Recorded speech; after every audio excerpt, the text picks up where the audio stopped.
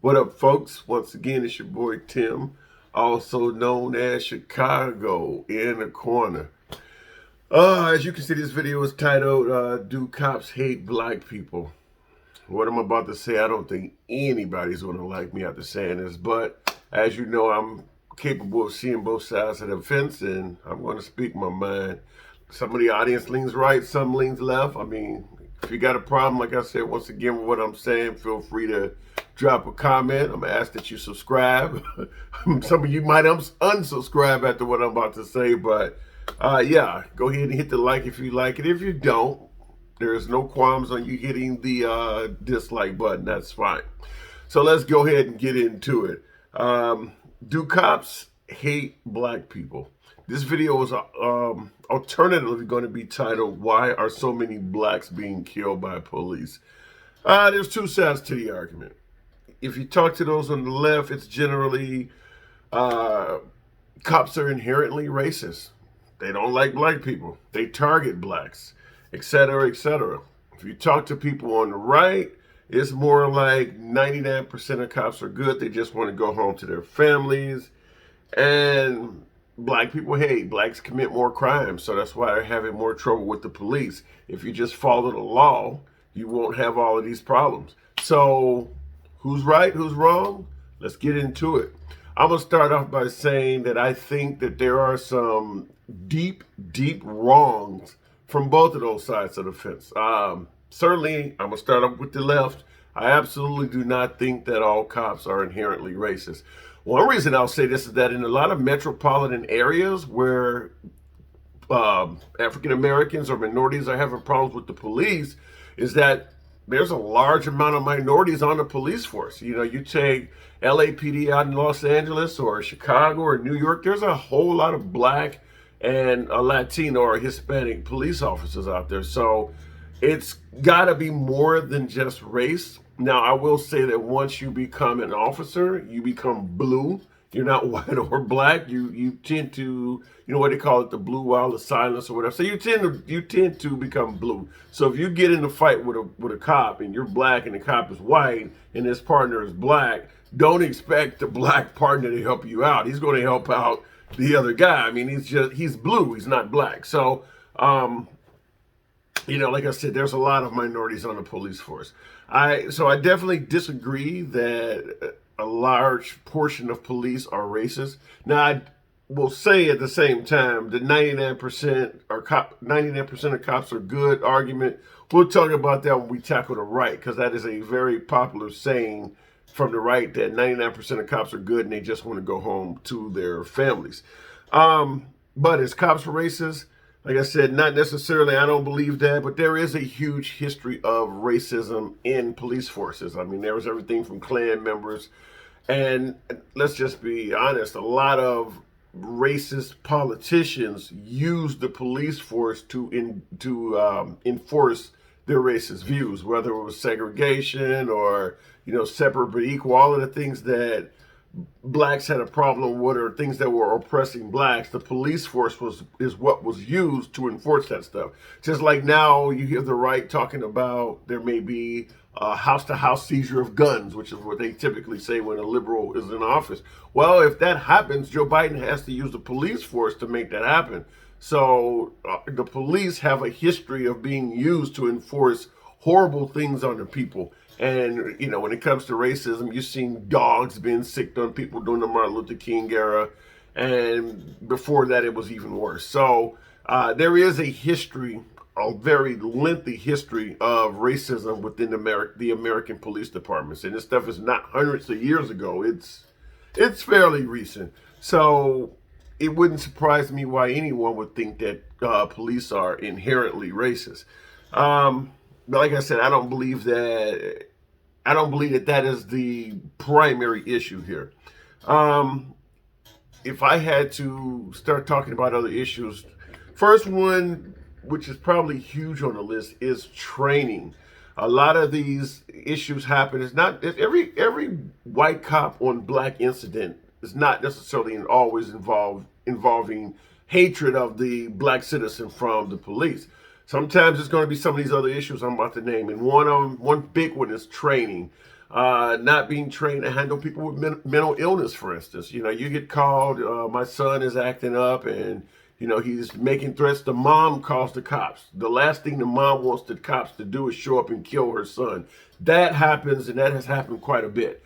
You got a guy with lethal force responding to a mental illness issue. Even in the mental hospitals, when orderlies respond to violent patrons inside the hospital, they don't show up with guns, and you don't hear about orderlies killing mental patients very often because they're trained to handle them. Cops are not. So that is probably the biggest issue that would help reduce some of this stuff is training. Second one, I will say that it also plays a major role is ego. If you are, I won't even necessarily say uncooperative. Sometimes just simply invoking your rights. Listen, I don't have to talk to you. You can't search my car without a warrant. I'm walking down the street. I don't have to show you my ID. Things that are constitutionally protected. If that cop has a big ego, he's likely to escalate the scenario just because he's angry that you didn't just give in and do what he says. Now, that could also be chalked under the umbrella of training, because you should be trained that you're out here to protect and defend the public, not your ego. But defending egos is a major, major problem with police. We all know that if you say certain things to police, not necessarily illegal, things that are protected by, free speech provisions. First of all, protected by the First Amendment, free speech, that we know if we say certain things, the cops will escalate the situation. They may write you extra tickets. They may walk around your car and find things wrong that they weren't even looking at. They're going to do these things. That's protecting their ego. You need to say sir to me. Don't call me by my name, or don't call me your buddy. I'm not your pal. Call me officer and all that kind of stuff. That's all ego. That's all just ego checking. And that happens a lot. You see that often in some of these controversial use of force videos. Another one, which could be somewhat chalked under the racism category, but not completely, is fear of the unfamiliar. And what I mean by that is if you come from an upscale middle-class neighborhood, and say you go to the military, you serve your tours, you get honorably discharged, and you join the force, which is what commonly happens. You have a guy that's a veteran, comes out the military, joins the police force. He's came from a nice, humble background, and the minute he joins the force, they put him in the worst neighborhood of the city. All that's unfamiliar to him. It's all unfamiliar to him. He may have grown up white, or he may have grown up, just in more of a sheltered life compared to what they have him around. So now when he's chasing suspects down the alley at 3:00 in the morning, there's going to be a fear factor to it. And it wouldn't surprise anybody that the people he grew up with in his maybe middle class or upscale area had lots of negative things to say about people that lived on that side of town based on how they lived their lives and the things they did. And now he's over there patrolling that area and interacting with these individuals daily. So having a fear of the unknown absolutely can play a part, which is, a lot of people say that's why, you get pulled over and the guy gets out the car with a gun in his hand already, or he gets out of the car. Well, first of all, we already know that really no matter where you're at, a lot of the cops will get out of the car. When they come to approach your vehicle, they will touch the quarter panel on your car, or maybe your driver's side brake light, to leave their prints on your vehicle in case something happens to them. That alone says that there's some fear involved. I mean, they're already walking up to your car before even meeting you, covering themselves should they be killed or something happens, and they need to identify that they were near this car. So there is obviously a fear from a large portion of police towards the citizens. So fear of the unknown, us against them type, we could term it and give it all types of different phrases, but it is a fear of the unknown. Is that a healthy fear, or is that an unhealthy fear? We can debate that in the comments. Feel free to drop one. Like I said, I respond to all comments. Next one is over-policing.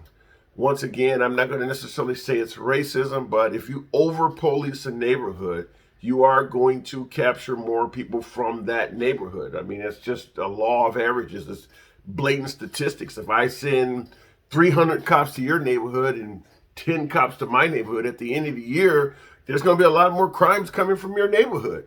Now, we can argue if that 300 is necessary because there's the argument on the right that blacks do commit more crimes. So we can argue back and forth, but fact of the matter is, in the inner city, in these neighborhoods where these events are happening, there are more police on the street, which is also why you see people getting pulled over for some of the, I will just say, some of the lamest things. Like there's a case in the news right now where an officer is saying she mistaked her taser and actually grabbed her actual gun, shot and killed the guy. Well, she pulled him over because he had a little evergreen hanging out of his hanging from his rearview mirror. Things like that. You didn't have a seatbelt on. I just think when it comes to serving and protecting the public, if you're driving, now, a cell phone I can understand because a cell phone can cause you to really hurt somebody. But if you're driving down the street, patrolling the street, and you're looking in cars to see who has their seatbelt on, I think that's a bit hectic. And that stuff kind of allows you to almost profile people and not say you're profiling, because it is a legitimate stop. They've passed this law now that if a person has a little evergreen air freshener hanging from their tree or hanging from their windshield, you can pull them over. So if you want to pull somebody over, you start looking at the individual you're focusing on, and you just start finding these little things about the vehicle that allows you to pull it over. When in reality, you could care less about that stuff. What you want to know is, let me see his license, let me see for warrants, let me see if he has anything in his car. You're looking for the other stuff, but you're using this little small gateway to get to them. So I'm not a fan of that law, and a lot of states do not have that law where if you got a GPS air suction to your windshield, or a lot of the Uber drivers have their phones on the windshield, you can't pull a guy over for that. But in Minnesota and a few states, they claim that that's blocking your field of view. I don't know. Has there been a lot of accidents in Minnesota where the driver said, I couldn't see because of the air freshener? If not, I would really wonder why that law was implemented in the first place. But over policing certainly is an issue. Now, in addition to over policing, under the same umbrella, stop and frisk. I mean, you got a bunch of officers in one area. They have to earn their keep. You can't be just patrolling an area and not writing tickets, not making arrests, not seizing guns, not having you have to be doing something to justify you're there.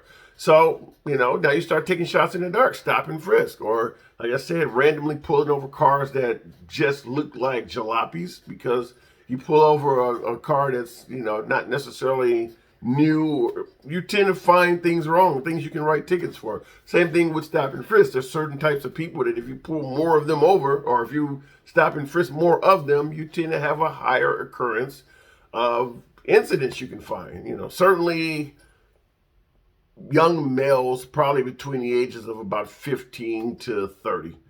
That's where a lot of your criminals are. And I'm not just talking about blacks. I mean, just period. You don't see a lot of 50-year-old guys walking around the street committing crimes. It's a certain age category. So if you target those, you're going to have a higher number of successful findings. So stop and frisk is another one that, once again, I'm not necessarily saying that police are racist. I'm just saying how it ends up where, for some reason, blacks seem to be getting locked up and getting in trouble a lot more than whites. And my point is that it's not necessarily that blacks are committing more crimes. I'm giving you the tactics that you can use that will guarantee you will have more blacks incarcerated. And of course, the last one would be, once a African American or a brown, we go with Hispanic too, the brown population, once they are charged with a crime and they are convicted of that crime, the punishment doled out for that crime has historically been much, much worse. And there are plenty of good arguments to be made where that continues. That is not hundreds of years ago. That's not 50 years ago. That actually still happens to this day. And of course, we know the American judicial system, regardless of what color you are, works off of how much money and resources you have. If you don't have a lot of money, you're going to get a public defender, and chances are the outlook on you beating your case is going to be lower. And in the black and brown communities, there's not anywhere near as much wealth as there would be in the white community. So that's not necessarily saying that the police are racist. It's just saying that if you pull over black people and you pull over white people, at the end of the day, these people are probably going to be in jail, and these people are going to get fines and probation because they got better lawyers, better counsel, better defenders, a better defense they can put up. It's just simply the law of averages when it comes to money as well. So there's no denying that there's more money in the white community than virtually any other community in America, with the exception of maybe smaller communities like the Asian community. I mean, there's decent money in that, but when we're talking about black and brown versus white, it's not even close. So to close up on the left side, I will say that it's not necessarily racism, even though that is a part. I don't want people to say, well, you said there's nobody, no cops are racist. I can show you him. Yeah, of course. There is some racism involved in police departments. They catch racist emails flying back and forth. Cops are caught with all kinds of bullshit on their Facebook pages and things like that. So I'm not going to stand here or sit here in a corner and say there is no racism in police departments. Like I said earlier in the video, police have a history of enforcing racist laws and legislation for politicians. So it absolutely still exists. But it's not, I don't think it's anywhere near the only factor that's causing all these problems. The stuff is systemic, and I just gave you a whole bunch of reasons why it's just literally built into our system, where you can almost guarantee that if you took this same system and plopped it in any other country, the same thing would happen, the same outcome. Now, on the right, I said I was going to tackle the argument that 99% of cops are good, which is something you often hear from the right. 99% of cops are good, they just want to go home to their families. Bullshit. 99% of Catholic priests are not good. You've seen the scandals coming out of the Catholic Church. Why would you think that a guy who deals with filth, trash, and criminals all day would have a ranking of 99% good? You got to be kidding. I mean, there's plenty of things to do and get away with. As they say, power corrupts. You got a prostitute that you find attractive and you're having problems at home. Nobody's going to believe the prostitute on what happened to her. So it's not uncommon for cops to sexually assault prostitutes. You got a drug dealer with a pocket full of balled up cash. Hell, he don't even know how much he has. He just wants to go home. You take the money off of him and tell him, get the hell out of here. He's not going to report it. Cops shake down drug dealers all the time. You got a thug or a gangbanger talking shit. Nobody's going to believe him. Bam, bam, bam. Few beats, beatings, throw him in the alley and tell him, I don't want to see you again. Once again, he doesn't want to go to jail.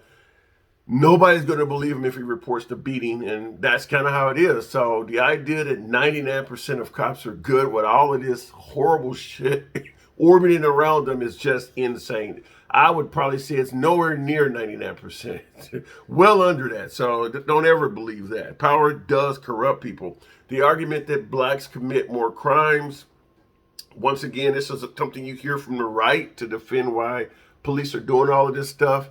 Like I just mentioned a few minutes ago, is that if you put more police in a certain area, in a given area, you are going to get more criminals out of that area. Now, keep in mind, poverty is the biggest factor for committing crimes. It leads you to the drug game. It leads you to committing crimes of opportunity to take people's money, things like that. Being poor, I was just trying to feed my family is something you often hear. So even if you go in the white communities, trailer parks and places of lower income, crime is higher. I mean, crime is directly tied to poverty.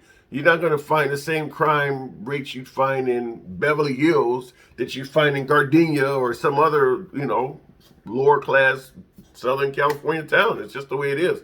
And I'm sure that anybody would realize that. Now, we can argue, well, the lower class whites don't commit as much crime as the lower class blacks. We can go back and forth on that, but chances are the lower class blacks probably have a lot more police in their neighborhood than the lower class whites. That's why I mentioned over policing. Once again, in the comments, if you don't like what I'm saying, holler at me. Throw me some numbers. Let me back up what you're saying. I have no problem going back and forth. We can do the Google game all day long, but I'm telling you, over policing causes a disproportionate number of African Americans or Hispanics to be incarcerated versus whites. And then, like I said, once again, once you're incarcerated, the sentence you get is going to be worse. So that when you look at things like the prison population, there's like 13% of America's black, but the prison population is like 40, 50% are black people. Well, because they're getting the sentences, and the other guys, take a guy like Robert Downey Jr., who's been caught with drugs over and over and over again, or your Britney Spears or your Paris Hilton. None of them have really served much time in prison at all. They've been caught with a lot of product on them. Having money, comes with a certain amount of privilege. So definitely, simply saying blacks commit more crimes. There are variables to that, which is something I just presented to you. And I also stated the issue with a huge police presence or over policing. Like I said, the cops have to justify why they're there. So it leads to stop and frisk. It leads to profiling people, because if Officer John is writing an average of 10 tickets a day, and I'm driving around, I don't see anybody doing anything wrong. Eventually, my sergeant's going to ask me, why is John seeing all this and you're not? So the only way to start making myself look just as valuable as John is I'm going to start pulling people over and checking things out to see if I can find some tickets. I mean, cops say they don't have a quota, but this is how that happens. You can't just join a neighborhood and all of a sudden you're writing a lot less tickets than the average amount that's written in that neighborhood. They don't tell you that, but that's your quota. I mean, you're writing 1-2 tickets a day, and everybody else in your department is writing 10. Why aren't you seeing that? So you start finding a way to write 10 tickets. That becomes your unofficial quota. So, like I said, it gets to the point where even though the argument is that blacks commit more crimes, the numbers are skewed, and it's because of the things I'm telling you, is that you can take this same system and plop it into another country with 2 different types of people or 3 different types of people, and you guarantee similar results. More police, more arrests. So I definitely say that the numbers are skewed as to why there are so many more African Americans and Hispanics incarcerated than whites. The other one you hear that is very popular: follow the law and you won't have this trouble. Now, that does have some validity to it. Now, I'm not saying that if you take off running from the police, they should be able to shoot you in the back 10 times, and that has absolutely happened, and it's on video. Shot a guy in the back 7 times. But at the same time, there is an argument to be made that if you didn't run, he wouldn't have shot you. So I'm not going to say this is a defense for the police. I'm going to say this would have kept your ass alive. And a lot of the people that are being killed are criminals. I mean, you take George Floyd, for instance, with a knee on his neck for 9 minutes and all. I'm not defending the cop by any means. In my opinion, that cop should do some serious time. But at the same time, I don't believe that if George Floyd had stood up, put his hands behind his back, and calmly got in the car, he would have slammed him to the ground and put his knee on his neck. I don't believe that. It's just, like I mentioned before, cops having egos, lack of training and things like that. And when you do something that pisses them off, they jump to these incredibly, egotistical levels and just escalate it to the moon and back. And now all of a sudden he's sitting on the guy's neck for 9 minutes trying to show the crowd, I got the situation under control. Now what? And he's killing a guy that's under him. But once again, like I said, it started out with, George Floyd fighting back. Same thing, you look at the Freddie Grays in St. Louis, or you look at the guy with the cigarillos, I can't think of his name. He's selling loose cigarettes and the cops put him in a chokehold and kill the guy. I mean, there's a lot of these controversial killings that did start out with the guy committing a crime. And the cops, like I said, they took it to an insane astronomical level, and they murdered, they actually murdered the guy. The guy didn't deserve to die, but at the same time, he was no saint. So the argument that if you don't commit a crime and you just comply, you will live, there is a lot of validity to that. However, that is by no means a guarantee. And what I mean by that is, like, for instance, right now there is a viral video floating around of a black Army medic that was pulled over by police for not having tags on his vehicle. He had just purchased the SUV and he had a little registration sticker in the back window, which is what you do when you purchase a new vehicle. So many officers did not see that. They attempted to pull over the guy, and the guy was afraid of pulling over for the police in a dark area. Now, you are told as a citizen, if you are in fear, you can drive a little bit, put your hazards on, drive slow, don't make it look like you're trying to elude them or run away. and pull over in a safe area, well-lit area, maybe a gas station or something where other people are around to see. You can do that when interacting with police. You don't have to pull over on the side of a dark highway. He did this, and it took him 2 minutes of driving slowly to reach the lit area that he wanted to be in. Cops were insane about it. They were not, once again, here goes the training and the ego part and taking it to astronomical levels. He made it clear to the police he was afraid, of dealing with them, and this is why he did it. He kept his hands in view the whole time and just wanted to know why he got pulled over. And just like I told you before, asking a cop, questions that he don't want you to, all First Amendment protected rights. Why are you pulling me over? You can ask a cop that. They don't always want to answer. This was a perfect example. This guy just wanted to know why he was pulled over. Well, anyway, they pepper sprayed the guy, took him out of the car, and put him on the ground and all of that. So that's a good example of a counter to, if you just follow the law, this stuff will not happen. But it goes on and on. There's Tamir Rice, the kid in the park playing with a BB gun. The cop pulls up and kills him. He was not in non-compliance. There's Sandra Bland. Once again, she's arguing back and forth with a cop that had no right to yank her out of the vehicle or anything, and she is taken to the station where she's found dead. The Baltimore riots were based on a case like that, where the cops made eye contact with a guy who took off running, and they caught him and put him in the back of the paddy wagon unrestrained, and drove pretty rough, and he died bouncing around in the back of the paddy wagon, and it was later found they had absolutely no reason at all to even deal with this guy. He had no reason to approach him at all. So simply complying does not necessarily guarantee, when the Reaper is looking at you, the Reaper is looking at you. So, I don't know how much ass kissing you expect people to do. I guess if you really, really, really kiss ass, you can even further guarantee a safe outcome. But, you can't go around saying America's a free country when you feel like you got to treat the police like they're God just so they don't hurt you. And, of course, there's LeVar Jones, another very popular video on the internet where the guy gets pulled over and it's at a Shell gas station. He steps out of his car and the police say, I need to see your license. And when the guy reaches in the car to get his license, the cop starts shooting him and yells gun. Which also leads to another one. Now, like I said, I'm just using those examples to show you simply complying does not guarantee anything. If a cop is scared, you could sneeze and reach for your nose and get shot. Philando Castile is another one where he got pulled over and he had to do something that I fear doing, is telling the cop you are currently armed. You just don't know how they're going to react. I know the thought is, well, if you tell him you got a gun, he'll be cool with that. You don't know that. There's millions of cops out there. You don't know how they may react. Anyway, they shot and killed him in front of his girlfriend and his young child in the back seat. You told him he had a gun, and they claimed he was reaching for it and shot him 4 times. That's another one that's on video, and there's, like I said, there's a lot of these. So simply complying does not always guarantee you a favorable outcome. So don't ever let anybody tell you that either. I would say probably the best thing to guarantee you a favorable outcome is excessive ass kissing. That's probably about the only one where you make it absolutely clear, I just think you the best man in the world and I just want to really survive. That probably would be your best outcome. Because anything that you do to anger them, to me, I've often said, and a lot of people don't like this, but I often said when a cop approaches you, it's almost like if a guy walks in a bank armed and says this is a robbery. Any instructions he give you that you don't follow, you could be killed.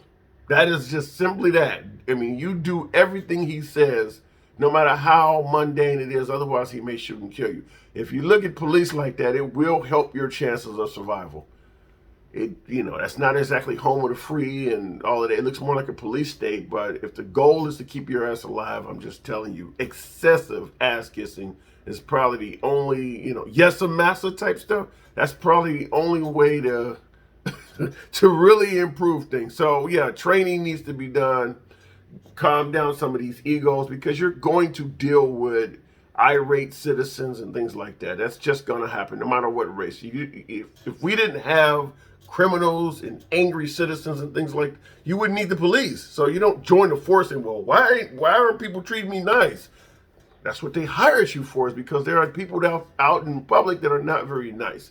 So I'm gonna end this one. This one did get a bit long. I want you to tell me what you think I got wrong. If you are still around, still watching this, this is about a half hour, so I'm going to go ahead and end it. But yeah, I think that there's a long way to go. I am not a fan of defunding the police one bit, but I am a huge, huge proponent of training, de-escalation, reducing egos, and making this so that we all can work together. Right, left, blue. Well, like I said, talk to you in the comments. Feel free to drop one. I respond to all comments. Like, comment, subscribe. Your boy Chicago out.